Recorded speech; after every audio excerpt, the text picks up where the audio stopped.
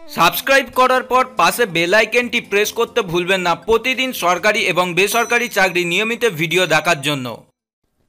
8 pass যোগ্যতায় আপনাদের জন্য আবার নিয়োগ হতে চলেছে সিভিক পুলিশ। চলুন দেখে নেওয়া যাক। আমি সুমন, আপনারা দেখছেন কর্মসন্ধান রিক্রুটমেন্ট। আজকে আপনাদের সামনে নিয়ে চলে এসেছি 8 পাস যোগ্যতায় সিভিক ভলেন্টিয়ার পদের নিয়োগ। এখানে আপনারা ওয়েস্ট বেঙ্গল থেকে আবেদন করতে পারবেন। যেখানে আপনারা কিভাবে আবেদন করবেন, আপনার বয়স কত চাওয়া হয়েছে, সমস্ত ইনফরমেশান আপনারা এই ভিডিও থেকে পেয়ে যাবেন। এখানে আপনাদেরকে জানানো হচ্ছে এখানে আপনারা সরাসরি আবেদন করতে পারবেন, যেখানে 240টি পোস্ট রাখা হয়েছে। 8 পাস যোগ্যতায় আপনার যদি এনসিসি বা বয় স্কাউট বা সিভিল ডিফেন্স ভলেন্টিয়ার পদে আপনার যদি কোনো সার্টিফিকেট থাকে, তাহলে আপনারা এখান থেকে বেশি আপনারা স্বীকৃতি বা আপনারা এখানে প্লাস পয়েন্ট পাবেন। আপনার বয়স হতে হবে 20 থেকে 60 বছরের মধ্যে, এবং আপনাদেরকে জানানো হয়েছে এখানে কিভাবে আবেদন করতে হয়।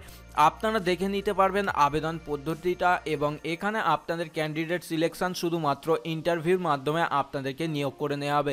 যে সকল প্রার্থীরা আবেদন করবেন তাদেরকে জানানো হচ্ছে 4/2/2019-এর মধ্যে গিয়ে জমা দিয়ে আসতে হবে, এবং আপনাদের জন্য পিডিএফটি দেখিয়ে দেব কিভাবে আপনারা আবেদন করবেন। এখানে ওমেন ক্যান্ডিডেটরাও আবেদন করতে পারবে, পুরুষ এবং ওমেন ক্যান্ডিডেট। এখানে আপনাদেরকে জানানো হচ্ছে যে যে ডিপার্টমেন্টে কতগুলি পোস্ট রাখা হয়েছে।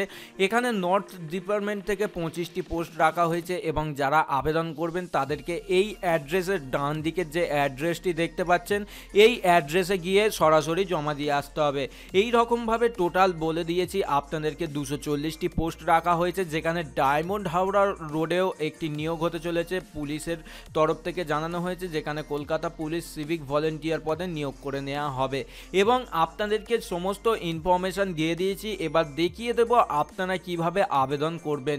এখানে আবেদন প্রসেস কি রাখা হয়েছে। অফলাইনে আপনাদের আবেদন করতে হবে, ডান দিকে আপনাদের রিসেন্ট পাসপোর্ট সাইজ ছবি মারতে হবে, এবং আপনার আইডি, এখানে আইডি কিছু দিতে হবে না, এবং আপনার নাম লিখতে হবে, এবং আপনার জেন্ডার এবং ডেট অফ বার্থ, আপনার জন্মের তারিখ, বাবার নাম, মায়ের নাম এবং মোবাইল নাম্বার। আপনার যদি কোনো ইমেল আইডি থাকে দিতে পারেন, নাও দিতে পারেন।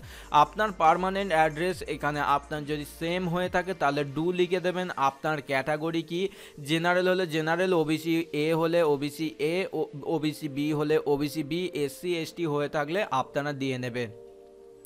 এখানে রিলিজিয়ান, এছাড়াও আপনাদের আইডেন্টি মার্ক এবং ভোটার কার্ড, আধার কার্ড, এডুকেশন কোয়ালিফিকেশান, এই সমস্ত আপনাকে এই ডকুমেন্টস সমত এইগুলো আপনাকে দিতে হবে। আপনারা যেগুলো দেখবেন বা যেগুলো লিখবেন এখানে সেইগুলো আপনাদেরকে জমা দিতে হবে। এর সঙ্গে আপনার যদি কোনো ক্রিমিনাল কেস থেকে থাকে অবশ্যই তাহলে ইয়েস করবেন, যদি না থাকে নো করে দেবেন, এবং কি কেস আছে আপনাদেরকে এখানে ডিটেলসে লিখতে হবে।